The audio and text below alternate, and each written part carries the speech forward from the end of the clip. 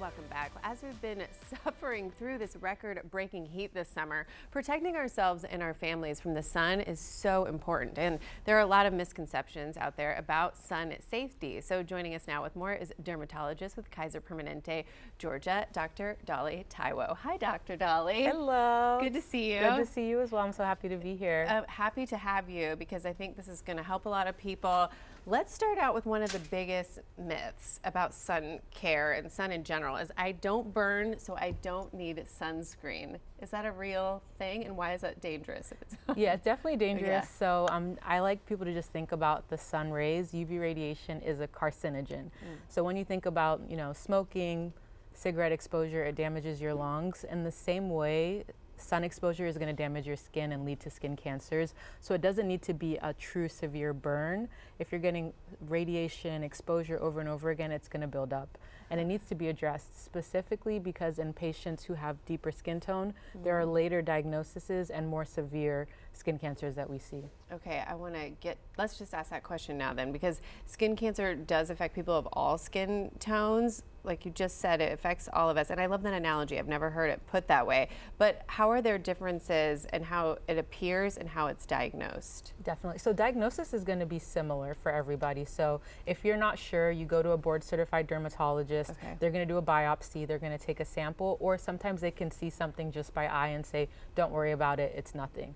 So diagnosis is going to be from a clinical trained dermatologist. But what it looks like is different for deeper skin tone sometimes versus people who are fairer. Okay. So in deeper skin tone, we look at our palms and soles primarily. If you see a dark mark on the palms that's new, something that's changing in size, irregular or large, that's a warning sign, and especially under the fingernails. So just developing a new dark band on your fingernail, isolated and it's widening, that should cause some concern and get you over to the doctor.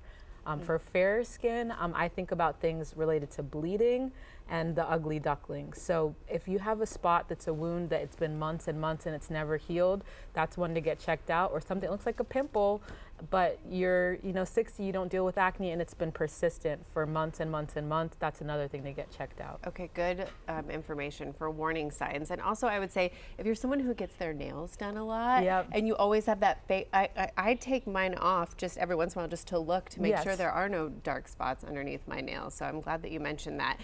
When do we know that it's time to see a dermatologist?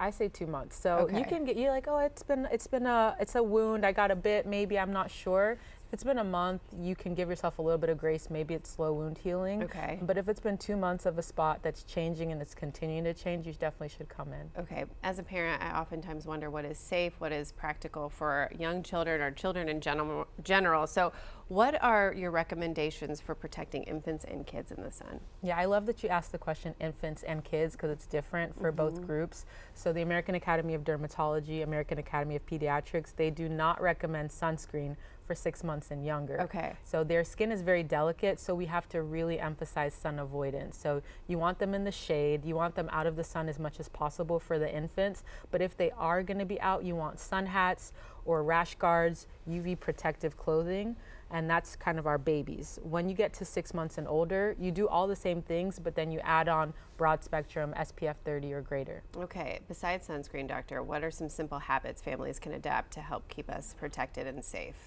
Well, one thing I think about is the peak UV hours. Okay. So from 10 to 2, that's when the sun is the strongest. If you can avoid being out at that time, it's going to be really helpful. And another thing is sunscreen is not forever. It lasts for about 2 hours. And there's no such thing as waterproof sunscreen. It's water resistant. So if you're out, you need to reapply. Okay, good to know. And so important. I know it's hard to do, especially when you're having fun in the sun.